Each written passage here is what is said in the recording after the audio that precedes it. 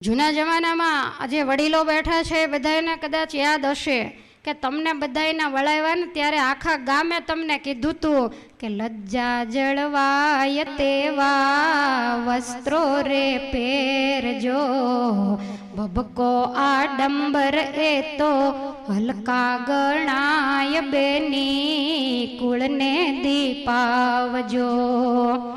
વિવેક વિનય કેરું વર્તન રાખજો, કજિયા કંકાસ ક્રોધ કરીએ ન જરીએ, બેની કુળને દીપાવજો.